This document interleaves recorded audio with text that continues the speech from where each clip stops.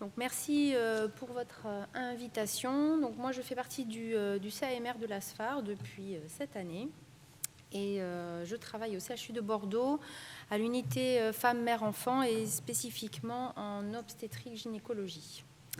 Alors, je vais vous parler de la téléconsultation. Je vais essayer de vous convaincre que c'est pas si mal la téléconsultation. J'ai un conflit d'intérêt avec LFB, mais ça n'a absolument rien à voir avec la téléconsultation. Et je remercie le docteur Estelle Moreau qui m'a fourni quelques diapositives pour construire mon topo. Alors, je vous propose de parler d'abord de la définition et de l'historique de la téléconsultation, et puis ensuite spécifiquement depuis 2019, l'avènement de la téléconsultation en anesthésie. Alors, la télémédecine, on a une définition qui date de 2019 qui nous dit que c'est une forme de pratique médicale qui met en lien un patient, une équipe médicale ou au moins un professionnel de santé qui permet d'établir un diagnostic ou un suivi. Et les actes de télémédecine sont définis par décret. Alors, depuis très longtemps, la régulation du SAMU est incluse dans cette définition. On interroge aussi des pacemakers en cardiologie, c'est de la télémédecine. Et puis l'interprétation à distance aussi par les radiologues, c'est aussi de la télémédecine. Alors, quand on regarde un peu dans l'histoire, dans les anciennes études, on voit que depuis 2011, déjà, certaines équipes dans le monde entier se sont intéressées à la faisabilité de cette pratique. On a une étude de 2011 qui conclut aux États-Unis que c'est une pratique équivalente entre la consultation présentielle, la téléconsultation, avec un haut niveau de satisfaction, que ce soit pour le praticien et pour le patient, avec des effets bénéfiques, notamment en termes de coûts.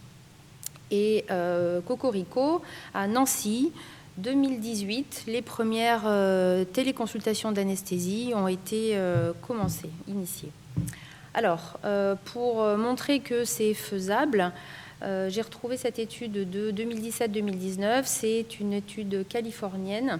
Les auteurs ont évalué 36 000 patients en préopératoire d'après des dossiers et un entretien téléphonique. Il en ressort que seulement moins de 3% de ces patients ont été réorientés vers une consultation présentielle. Alors, oui, c'est vrai, aux États-Unis, la consultation pré-anesthésique n'est pas du tout la même pratique qu'en France, où on voit tous les patients.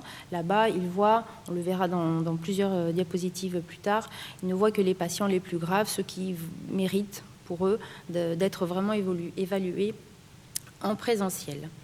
Donc pour eux, c'est faisable. Voilà. Alors, les téléconsultations se déroulent comment? Elles se déroulent avec une vraie visio, une vraie interface de télémédecine informatique.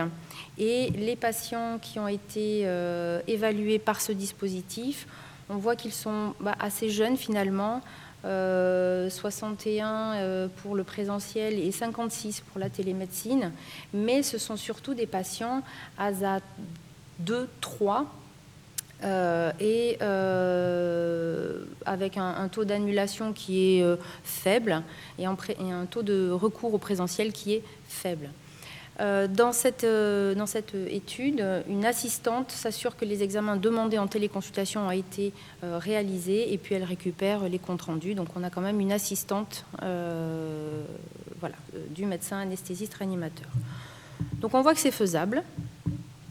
Et puis voilà, les années passant, 2017, on voit que c'est faisable. Il existe quelques téléconsultations en France, comme on l'a vu.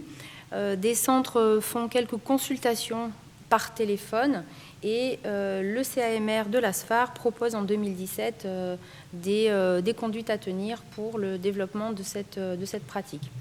Et puis jusqu'ici, tout va bien. Et en 2019-2020 apparaît la crise du Covid avec le développement des consultations en anesthésie sur tout le territoire. L'ASFAR, via le COPP et le CAMR, ont émis des recommandations. Et puis petit à petit, on voit vraiment une formalisation de la pratique de la téléconsultation. Certaines sociétés, enfin beaucoup de sociétés industrielles développent des solutions numériques, il y en a beaucoup. Et on verra par la suite qu'il existe, même si tout est bien formalisé, quelques problématiques. Alors, 2017, quelles ont été les propositions du CAMR? Donc, dans cette proposition de consultation d'anesthésie délocalisée, itérative ou télémédecine, il y a d'abord des aspects de rappel des aspects réglementaires que vous connaissez tous, hein, la consultation plusieurs jours avant par un MAR avec des objectifs, un partage d'informations avec l'opérateur selon les recommandations de l'HAS de 2015, et une traçabilité et l'importance qui est rappelée de faire la VPA. Bon, tout ça, vous le savez. Attention aussi, il y a une spécificité à l'obstétrique. 1998, il est noté dans ce décret que la consultation d'anesthésie, elle doit se réaliser par un médecin anesthésiste réanimateur de l'établissement, ou alors dans un parcours de soins formalisé. Mais il faut se rappeler voilà, qu'en obstétrique, l'examen préopératoire, la consultation doit être faite par un médecin de l'établissement. Alors on poursuit pareil avec cette proposition du CAMR de 2017.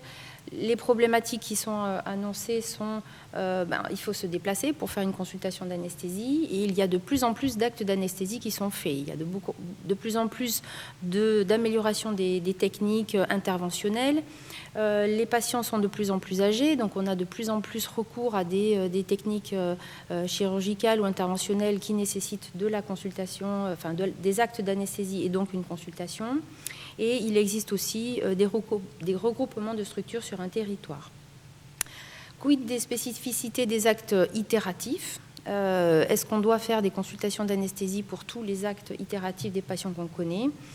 Et il existe aussi des télémédecines dans d'autres spécialités ou en expérimentation dans certains établissements.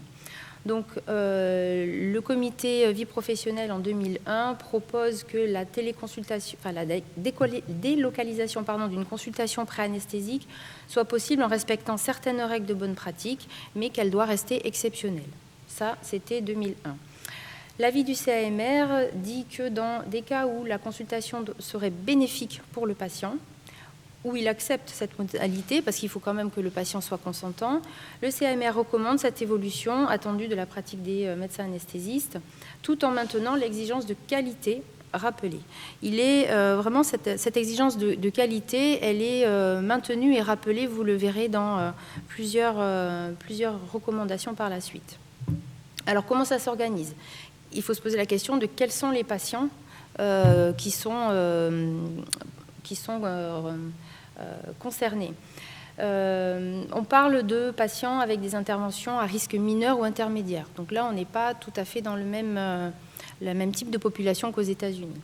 Quel est le cadre? Donc là, il faut se poser la question de l'environnement, il faut qu'il soit adapté, il faut bien identifier le praticien, bien identifier le patient, que la liaison soit sécurisée. Ça, c'est important, vous le verrez par la suite. Donc clairement, on imagine bien que cette téléconsultation, elle doit se faire dans un bureau de consultation. Quid de l'examen physique? Comment fait-on une inspection, une prise de constante et éventuellement une auscultation? Est-ce qu'on a besoin d'un recours à un assistant ou une assistante, un médecin qui pourrait assister le patient? On le verra par la suite. Quelles sont les modalités? Bon, pas de nouveauté, plusieurs jours avant l'acte. Parce qu'il faut prendre en compte un délai nécessaire si on a besoin de reconvoquer le patient en présentiel, parce que si on estime que la consultation d'anesthésie par télémédecine n'est pas suffisante, il faut pouvoir convoquer et prendre le temps de faire les examens nécessaires éventuels. L'examen médical doit permettre d'évaluer l'anamnèse et aussi les critères de ventilation et d'intubation difficile. Et les moyens techniques doivent assurer la confidentialité. Donc c'est pour ça que tout à l'heure on verra qu'il faut des connexions particulières. Il faut maintenir une sécurité, une disponibilité et une simplicité d'usage du logiciel. et qu'il puisse permettre de transmettre les examens complémentaires et les ordonnances de façon confidentielle. Donc je vous l'ai dit, il faut un consentement du patient. Il faut pouvoir archiver cette consultation dans le dossier médical et que la programmation opératoire permette d'être maintenue, d'être faite grâce à cette consultation. Vraiment, la VPA est un rôle essentiel puisque nous ne pouvons pas toucher le patient, nous ne pouvons pas l'ausculter, lui prendre l'attention. Donc vraiment, la VPA est un maillon essentiel de la sécurité exigée par l'ASFAR. En 2017, il n'y a pas de facturation possible et vraiment, il faut que cette consultation elle soit organisée dans une filière de soins. Donc en pratique, quelle plateforme, quels outils, et on parlera à la fin de quel patient. Alors, la consultation d'anesthésie par téléphone n'est pas une téléconsultation. Pourquoi? Parce qu'elle ne répond pas aux critères de qualité. On ne peut pas s'assurer que la personne qu'on a au bout du fil soit vraiment la bonne personne. On ne peut pas l'inspecter, même si on voit les patients, on a quand même une appréciation de s'il respire bien, s'il a une bonne couleur. Au téléphone, on ne peut pas savoir si le patient il a des critères de ventilation, d'intubation difficiles, et puis on ne peut pas transmettre non plus d'ordonnance et les documents pareils. Alors, le CMR a émis plusieurs recommandations, plusieurs outils, notamment le choix de la plateforme. C'est une liste non exhaustive, je vous l'ai mis en entier, on ne lit pas forcément très bien, mais j'ai fait vraiment le choix de vous le mettre comme ça. Il y a à peu près 200 solutions numériques qui sont répertoriées par le ministère de la Santé, et les points essentiels sont la plateforme doit avoir vraiment un flux sécurisé et que les données de santé soient hébergées de façon sécurisée. Le choix de la plateforme doit être fait par les praticiens ou par l'établissement. Le mieux, c'est quand même la concertation avec les deux. Il faut une bonne qualité du matériel informatique et un correspondant à la direction des soins des systèmes informatiques. C'est indispensable pour avoir aussi un bon système de son et vidéo. Et les deux écrans, je vous montrerai une photo tout à l'heure, c'est vraiment pour moi quelque chose d'indispensable. Je vous ai souligné en rouge, quelques notions qui sont aussi, je pense, très importantes. Il faut que le patient puisse identifier son médecin. Et c'est bien d'avoir la tête du médecin dans la visio, mais il faut qu'il puisse savoir qui c'est. Il faut pouvoir communiquer avec le patient au préalable par SMS ou par mail. Il faut pouvoir envoyer un lien de rendez-vous avec un document informatif au patient. L'ASFAR aussi a émis quelques recommandations là-dessus, enfin le CMR a émis quelques recommandations là-dessous. Et je vous montrerai aussi des exemples de ce qu'on fait à Bordeaux. Le patient doit pouvoir charger des documents qu'on lui envoie. Et quand on est en téléconsultation, il faut pouvoir savoir que les patients sont arrivés dans sa propre salle d'attente. Et vous le verrez, vous l'imaginez, il y a beaucoup de bugs techniques et il faut pouvoir avoir une solution de recours.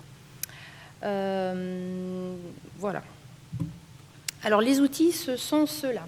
Sur le site de l'ASFAR, quand on tape quand on clique sur l'onglet téléconsultation d'anesthésie dans les outils émis par le CMR, on a tous ces outils-là. L'adaptation de l'examen clinique, on va le voir par la suite, les fonctionnalités, je viens de vous en parler, et puis les documents, les propositions de fiches, vous les verrez par la suite. Donc comment ça s'adapte l'examen clinique d'un patient en visio? On peut très bien voir quand on a des bonnes conditions de luminosité et de connexion, on peut très bien évaluer le mal empathie, les ouvertures de bouche et la distance syro-mentonnière. La plupart du temps, on peut aussi évaluer le capital veineux. Et en obstétrique, on peut évaluer la souplesse rachidienne et on peut demander à la patiente est-ce qu'on sent bien le relief dans le dos, oui ou non. En tout cas, si on n'a pas ces critères-là, il faut bien l'écrire sur la consultation puisque je vous rappelle que le maillon de fiabilité, de sécurité, c'est la VPA et il faut que ce soit fait sur la VPA. Concernant la cotation, jusqu'en mars 2020, on n'avait pas de façon de coter cette consultation. C'est quand même un travail qui est fourni. Il faut quand même que ce soit valorisé et comptabilisé. Donc depuis mars 2020, on peut coter TC à la place du CS classique. Et puis depuis avril 2020, la cotation APC a été acceptée pour une téléconsultation. Alors là, je vous ai mis une photo de ma collègue lundi dernier, qui est donc dans un bureau classique de consultation d'anesthésie. Vous voyez, donc ça c'est le premier écran avec le logiciel de consultation d'anesthésie qu'elle remplit au fur et à mesure.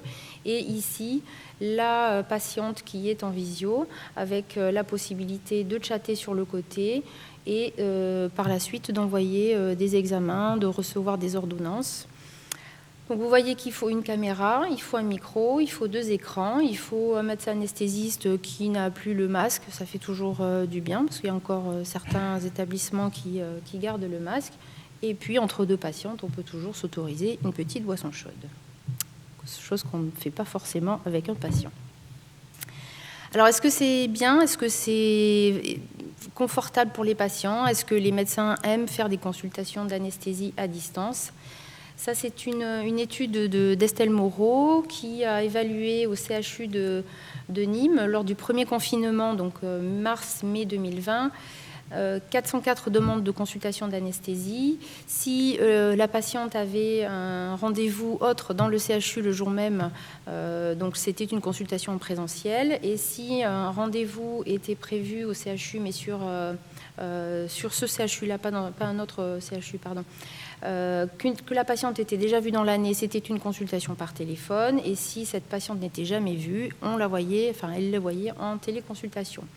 Au total, 139 téléconsultations ont été analysées avec, sous forme d'un appel post-opératoire concernant le vécu de la patiente. Il s'agissait de 91% de premières consultations. Et vous voyez que la satisfaction via ce Likert, avec beaucoup de « je suis très d'accord » ou « je suis d'accord » sur la facilité de connexion, la qualité du son et de l'image, la facilité d'envoyer des documents aux médecins, l'information, la qualité de l'information, le management des instructions, le fait d'être confortable et la confiance adaptée, assurée. Vraiment, on voyait qu'il y avait une très bonne satisfaction côté patient. En revanche, il y a quand même 24% de problèmes techniques qui motivaient une consultation par téléphone en rescue. Ce travail a permis aussi de montrer qu'il y avait une économie sur le transport qui était évaluée à peu près à 20 €.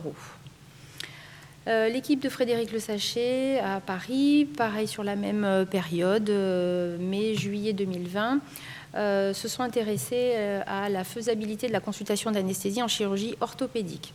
Donc ils ont mis en place une téléconsultation pour plus de 90% des cas pour ces patients éligibles à la chirurgie orthopédique. Pas de conversion en consultation présentielle, 2 chirurgies reportées et aucune chirurgie annulée. Et donc ils ont réalisé 239 chirurgies avec 93% de patients très satisfaits. Et là, aucun échec technique. Donc je ne sais pas si c'était les mêmes solutions numériques. Après, voilà, vous avez des patients qui étaient aussi en bon état de santé, ASA 1, ASA 2, jeunes, et qui avaient peu de traitements, notamment peu de traitements anticoagulants. Une dernière étude pour montrer la satisfaction, c'est une équipe germanique. 111 patients ASA 1 ou 2 équipés sur le plan numérique, une téléconsultation sur une plateforme créée pour l'établissement et concernant le recours à la consultation présentielle, il y a eu seulement 2 patients avec des maladies génétiques, un patient qui nécessitait une évaluation respiratoire, un patient psychiatrique et un ASA 3 qui a été exclu lors de la téléconsultation. Moins de 2% de report et une découverte de FA mais qui n'a pas changé la prise en charge. Concernant la satisfaction, là aussi, côté patient, côté médecin, on voit que pour tout ce qui est difficulté de transmission d'informations, difficulté son, vidéo, facilité à communiquer, tout était favorable. La confiance adoptée aussi était favorable. Et du coup, 5,4% de problèmes de connexion. Là, c'est à peu près le même principe, c'était de la chirurgie pédiatrique et pareil, les forts taux de satisfaction concernant les patients et les grands enfants, et aussi bien du point de vue patient que du point de vue médecin. Alors, cette étude, elle est intéressante puisque c'est une grosse cohorte, c'est une équipe dublinoise d'un hôpital universitaire, mère-enfant, avec un gros volume d'accouchement, 95% de consultations pré-anesthésiques, donc on n'est pas du tout comme aux États-Unis, mais vraiment comme en France. Et ils ont inclus 2800 patientes en 2019. Ils ont analysé au moment de la crise Covid leur pratique en termes de consultation présentielle ou de téléconsultation. Donc vous voyez qu'au moment du Covid, on bascule sur 100% de présentiel à 0% de présentiel et 100% de téléconsultation. Et au fil du temps, on voit quand même une fluctuation, mais qui se stabilise autour de 50% de présentiel et de distanciel. On voit que la consultation d'anesthésie en téléconsultation dure moins longtemps, 19 minutes versus 31 minutes. Ça diminue le taux de lapin à la consultation d'anesthésie lorsque les patients sont en téléconsultation.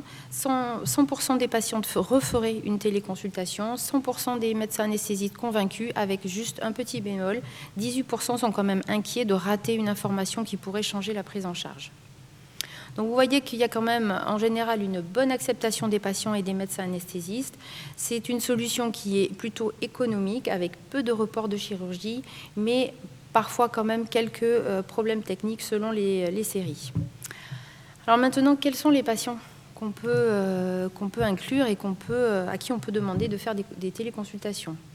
Il faut garder en tête quand même qu'il faut avoir la possibilité de reconvoquer ces patients s'ils ne correspondent pas à des critères de qualité de la consultation d'anesthésie. Si les patients est trop lourd, si vous voulez vraiment le voir en face, convoquez-le en présentiel. C'est pour ça qu'il faut toujours avoir un délai entre la date de la consultation et la chirurgie. Alors, je vous rappelle qu'aux USA, la consultation d'anesthésie, elle est rare, moins de 5% des cas, et que c'est vraiment les patients les plus lourds qui sont convoqués. Alors qu'en Europe, la téléconsultation, en général, elle est faite pour le patient ASA 1 ou 2 et une chirurgie à faible risque. Alors, comment on les sélectionne, ces patients-là ? Qui fait le travail? Est-ce que c'est la secrétaire en amont? Est-ce que c'est une infirmière ou un infirmier qui sélectionne les patients qui peuvent être éligibles? Est-ce que c'est le médecin qui travaille en amont? Mais tout ça, ça demande quand même du temps médical ou paramédical. Alors, je me suis intéressée à ce qui s'est fait au CHU de Bordeaux en 2022. Donc, j'ai demandé à mon technicien de la DSI. Alors, en vert... Donc ça, c'est la réanimation chirurgicale et traumatologique. Alors, ils sont super, ils ont fait 37% de téléconsultation, mais en fait, ce n'est pas de la téléconsultation d'anesthésie, c'est du suivi post-réanimation et c'est le médecin de réadaptation qui les a faites, mais qui l'a coté pour l'anesthésie. Il y a le service de neurochirurgie, neuroréanimation qui fait quelques consultations d'anesthésie, avec essentiellement des patients ASA 1 ou 2 avec pas de troubles cognitifs, enfin sans troubles cognitifs. La maternité, donc ça c'est nous, avec un 5,5% de téléconsultation cotée en 2022. Nous sélectionnons des patients de chirurgie ASA 1 ou 2 et toutes les grossesses physiologiques. En gros, les patientes qui sont suivies par les sages-femmes sont éligibles à la téléconsultation. Les patientes qui bénéficient des traitements par FIV, la première fois, elles sont vues pour des raisons pratiques en présentiel, et puis par la suite, les énièmes pensions, elles sont toutes vues en téléconsultation. Le service de cardiologie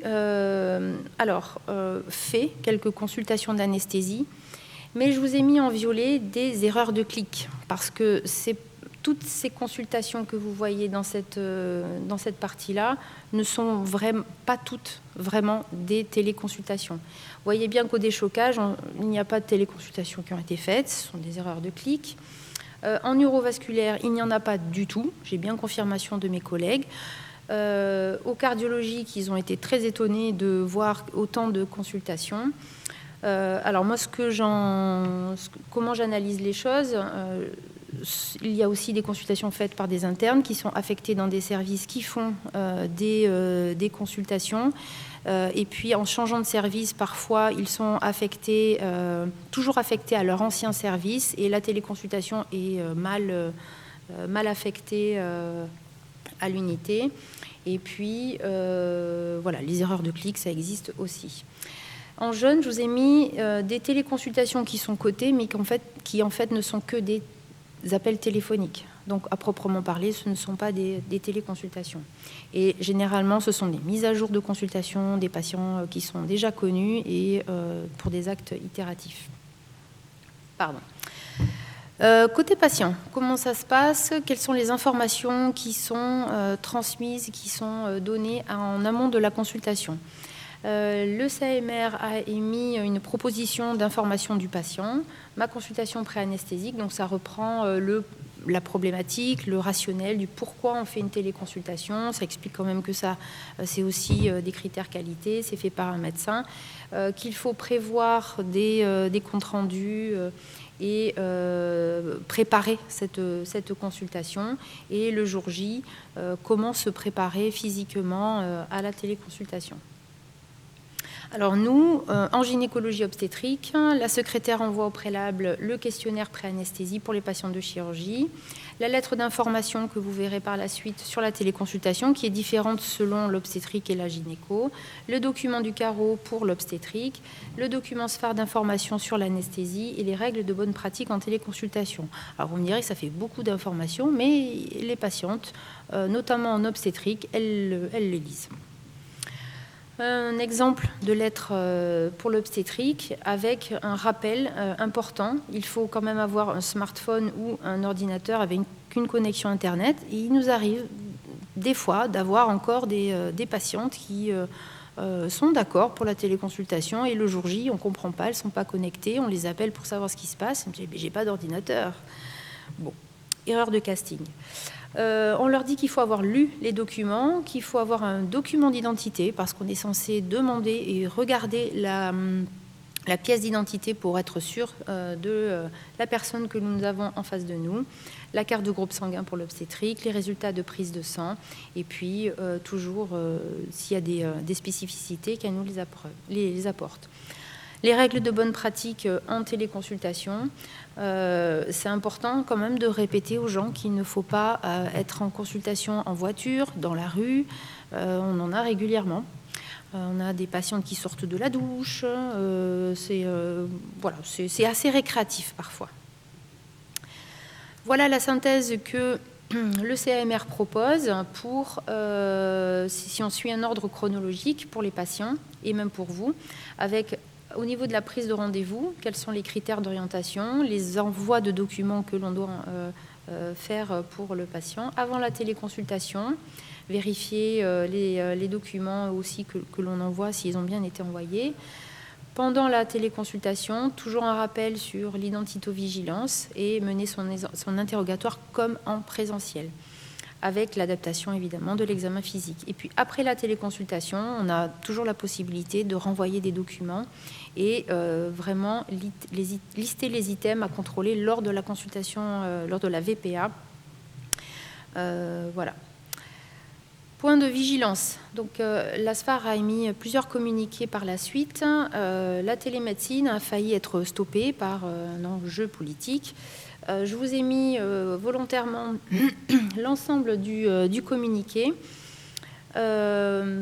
Pour vous résumer en bas, la Société française d'anesthésie-réanimation s'engage auprès des professionnels et des patients pour soutenir pleinement toutes les formes de télémédecine développées, encadrées, parce que ça améliore la qualité des soins pour un bilan énergétique moindre.